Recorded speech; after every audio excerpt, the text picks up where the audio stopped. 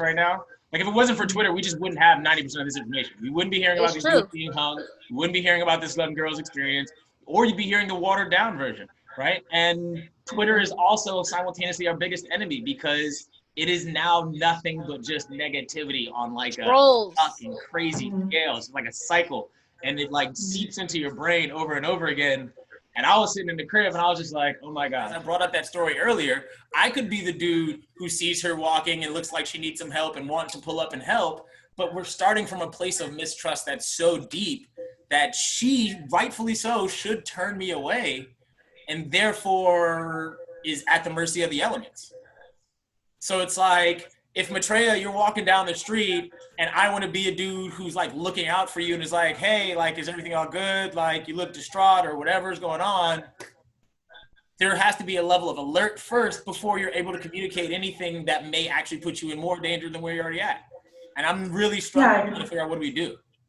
Yeah, I mean, like even before you even speak, I feel like as a woman, you're noticing a man that's coming up to you who's behind you or driving next to you. Right. So, I mean, yeah, there's, as a woman, for me at least, like you have to pay attention to so many things in your environment, even if, you're on an empty street or, it's daytime, you still have to pay attention. Right. It doesn't matter where it's the burden that we carry. Is like, it's so painful that you guys constantly have to worry about, law enforcement, but like we have to worry about that as well as having as guys in general, our bodies colonized. Like it's a level on top of that. Right. And my thing is I want to believe that. I'm not going to say I want to believe. It is actually just true that at some point there has to be a belief followed by action of things on the opposite side of the card. Like, there's no way that, like, as we all know, there's no question about whether or not, like, women are under attack. Black women specifically are under attack from literally every angle on the planet. So there has to be a way out of that. And, like, for me, I'm the person who just has to believe in things going well. Like I have to believe that there's still good people in the world. I have to, because literally if you don't, then we just end up at zero. Like there's just no way around that. But I really am trying to figure out, which is why I said I really want to start this nonprofit service, because it feels like the only place you can start, because then a narrative can be changed by just the people involved. But I feel like we're getting closer to a point of no return almost. And either we just have more people that look like you and Maitreya to dictate that and discuss that, which is really what it feels like. It's the only thing should happen. So case in point, I was going to make some merch to go along with this. I've been trying to get 2 Black women on this platform for like literally since the first episode. Like, and then it just so happened all this other stuff started to take place. This young lady, Toyin, lost her life. There's just added importance to this conversation as we were waiting to have it. And when I was going to design the t-shirt, I was going to do Shirley Chisholm and Malcolm X and like Colin Kaepernick. And then I thought about it and I was like, do you know what? Do we really need more shirts with Colin Kaepernick and Malcolm X on it? Like everyone knows who those 2 dudes are. But I just had to think to myself, why don't as many people know who Shirley Chisholm is? Like that was a big deal to me. I'm like, yo, as far as an important figure who actually took steps to make some shit happen, Shirley Chisholm was actually like the only woman in Congress in 1968, like Black woman in Congress, right? Like she actually ran for president and got the nomination in like 72. Like that is actual action being done with a Black woman at the forefront. And I was just like, how is it possible that we can really still exist without promoting like that? Or Bayard Rustin, who was a queer civil rights leader. Like nobody knows who that is. Right, like it's crazy. The most work. I want to put Shirley Chisholm on a shirt and people gonna be like, yo, who's that? I'm gonna be like, damn. Now, do you feel like this is part of why we're having this conversation now, where it's like we just don't have enough people who are willing to listen to those alternate voices and highlight them as much as they are just to piggyback on a narrative that already exists, which is Black man versus America? Like, what's your opinion on that? Because that's how it feels. I feel like people just aren't doing it. Like, for whatever reason, we tout the 2 people who are the disruptors, but we don't tout the people who have actually made stronger headway into legislative action. Part of it is because I'm a little bit of a conspiracy dude. And I'd be like, all right, well, I can tell they definitely don't want to promote the black lady who really started making waves in the 70s in politics, because that's probably not going to help. They would rather promote the angry black dudes. But like, Miatrai, like, how do you feel as far as like I've tried to connect you with one of my clients because I just wanted to connect to women and attorneys in certain spaces because I understand having a voice like that is important. How do you feel like that affects you on a daily basis, trying to just navigate and trying to promote any level of understanding around you? Because like I said, I'm just not a woman. I really can't understand. Navigating it, sometimes you have to take a step back and focus on your work and kind of make sure that you are as perfect as you can be in order to then create that narrative and talk to people so that people want to listen to you. It's a perception you have to, you know, create for yourself, like in order for you to have like more exposure. Kind of taking a step back in terms of what you were talking about with regard to are people just jumping on this, you know, narrative because it's a, you know, black man against, you know, society or whatever. I was actually looking at Google Trends, I think a couple weeks ago, and I looked up Black Lives Matter. And the last time it spiked was when there was kind of Trump's election. I'm trying to see, where is my... Oh yeah, okay. Really, yeah. Yeah, so we're like over here somewhere, and it's super spiked. And over here somewhere is when Trump was elected. But part of me, earlier in the conversation when I was talking about, you know, what does the news really want us to see? What does the news want us to talk about? That's kind of what popped in my head, because it's like, why now? You know, obviously this conversation is always important. You know, Black people are always dying, yet now it's becoming viral. Like, why is it becoming viral now? Why do people care now? You know? Sorry, I kind of feel the same. No. That's a real good point, because I had that conversation with my friends the other day, and, you know, rightfully so, a lot of Black women were like, yo, why are we not riding out when Breonna Taylor got killed in her house? Or Adelita Jefferson, why were these two Black women who were killed like recently at home, why are we not riding out? Now, my understanding of psychology is there's always a catalyst moment. And you're right. Like, we have to search for what is that moment that is a catalyst for people to get up off their butt. And sometimes I think you're correct. And we just have been so conditioned to the Black male narrative of it that we tend to overlook. Well, it's not even that. It feels like such a betrayal. Okay, this is the reason why I could not participate in the second Women's March. Because it feels like not even as much as of a betrayal of Black men, but more so a betrayal of white women. For me, this is my experience and my personal feelings. And it's long stemmed from the origination of feminism and white feminism, but just even today, like, it's so frustrating when you have to sit here in you're afflicted with these mixed emotions from this outpouring that we're watching, and it's gratifying, but it's frustrating because you're just like, welcome, where have you been? Like, welcome to my life. Like, my manager called me the other day and was like, I just want to make sure you're safe. And I wanted to just be like, well, I kind of did. This is obviously, I did not bite my tongue at all, but I was just like, I mean, this is every day for us. Like, when are we safe? Like, these riots, I'm not worried about these riots. I'm safe from the riots. I live in Inglewood. I'm safe. But what I'm not safe from is your people. Like, I got so angry, and I was just, you know, I gave her the short form, and I was just like, you know, this is just another day for us. And unfortunately, we're never truly safe. So that's the sad part. But I wanted to say a lot more. But my bigger point is, like, for me, I feel disappointed when I feel like Black men don't stand up for us the way we stand up for them. But I feel more betrayed by white women, because if you want to be frank, white women is the reason that Trump is elected. Like we knew white men. Really real. That's very true. We knew Republicans, we knew white men, but like what was so betraying was like these white women who majority vote, because people wanted to blame it on the black vote and the independent vote, but it truly was white women. And I feel the sense of betrayal among white women all the time. Like right now, I personally have not gone onto the front lines because I feel very conflicted. I've been out on Sunset Boulevard many a times marching with Mike Brown, all these other times, but I feel like this is my turn. I'm exhausted. I'm stepping back and I want you to step up. If you're truly an ally, it's time for you to step up. And though you're just waking up to this and it's a little bit like a slap in the face, but I'm going to accept your allyship and I'm going to let you be on the front lines for once. Like, I'm exhausted. I have to sit down. My spirit can't handle it right now.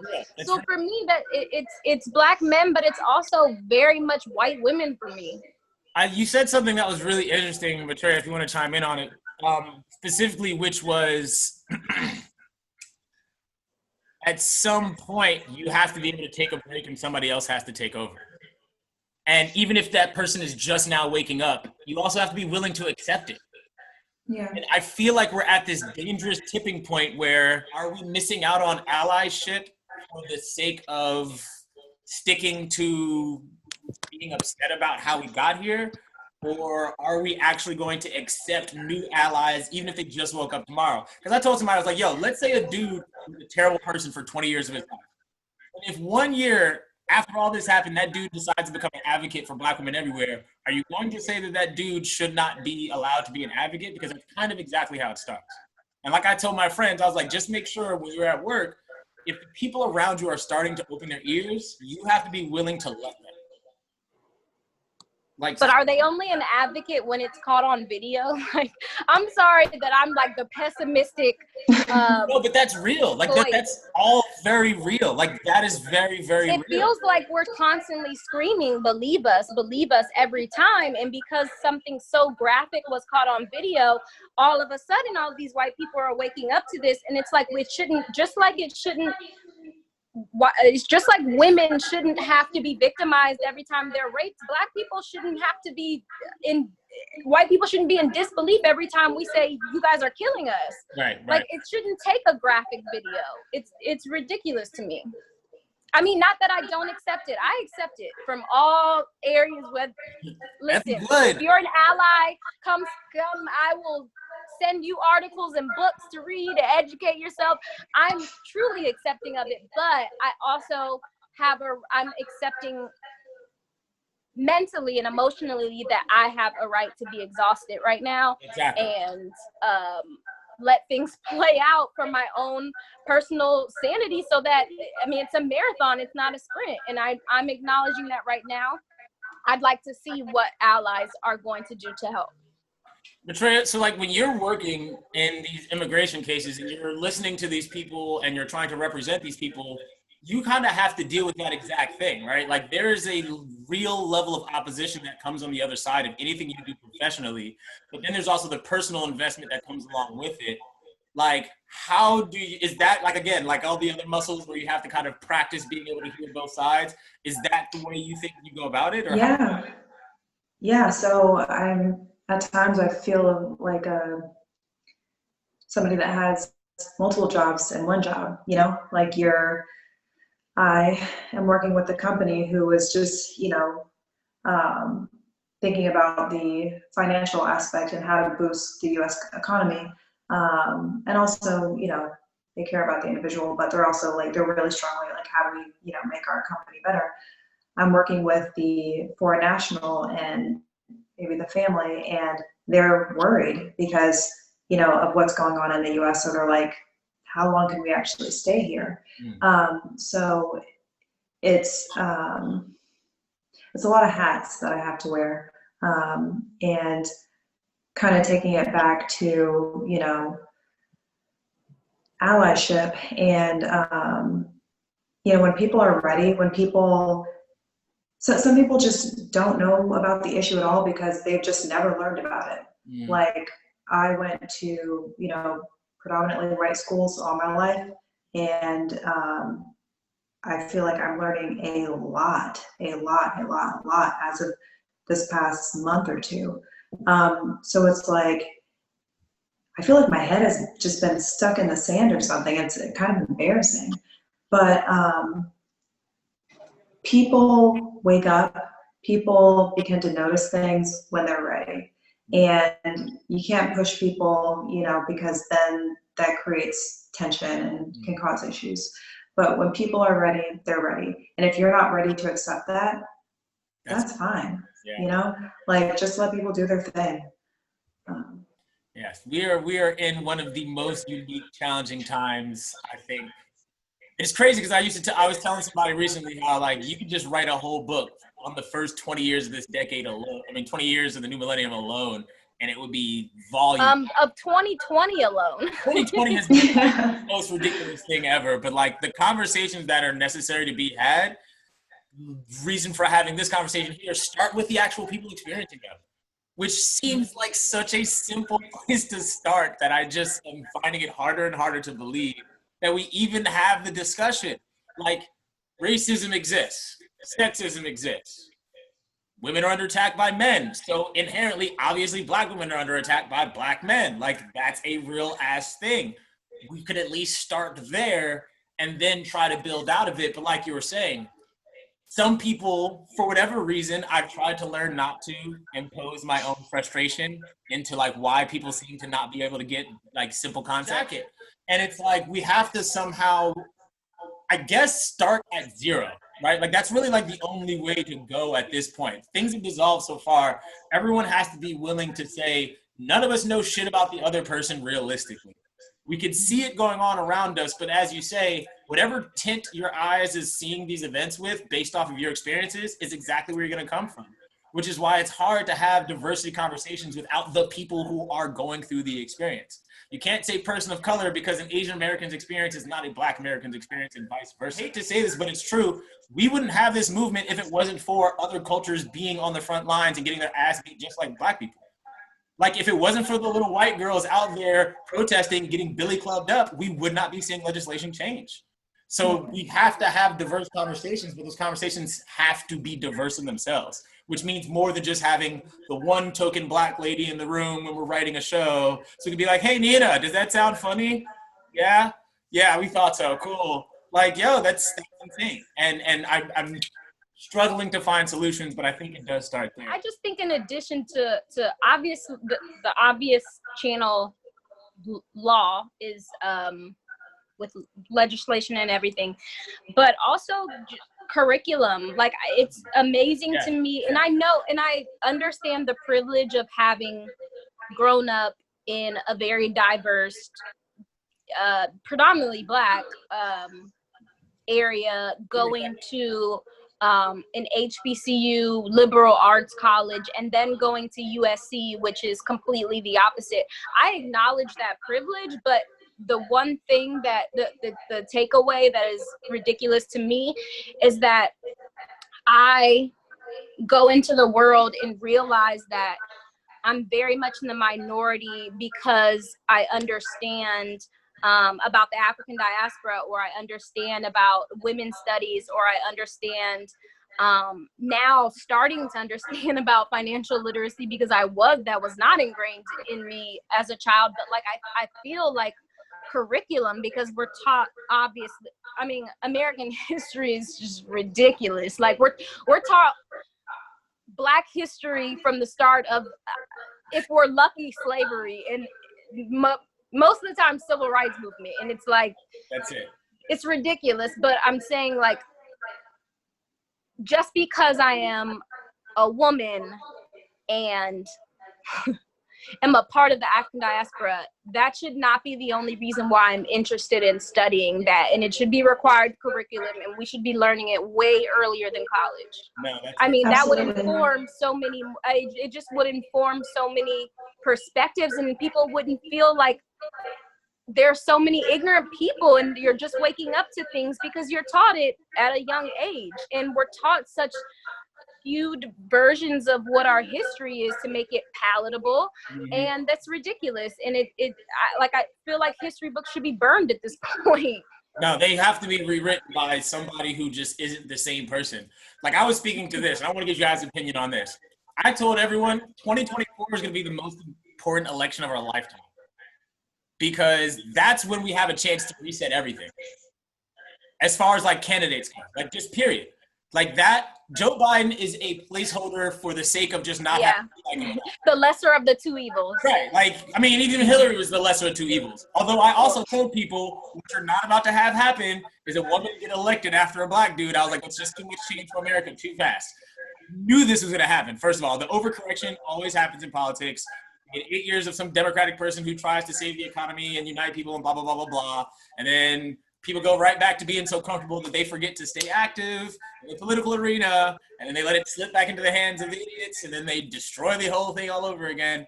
So at 2024 is our opportunity to really do that.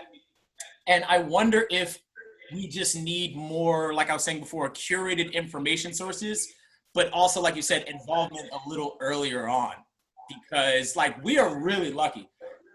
Kennedy High School is probably one of the most incredible places I can remember being, simply because I used to tell people, I was like, yo, our international night was like a thing. Like a thing. Like, we just brag about how many different countries represented and how many, even though it was predominantly Black and Latino, we still had a lot of people from a lot of places. So I wonder, Maitreya, coming from your background, going through that as you grew up, like, is that something that you had to work to maybe unlearn or kind of move out of some of the skewed visions of the world you may have gotten based off of your surroundings and how you grew up? Yeah.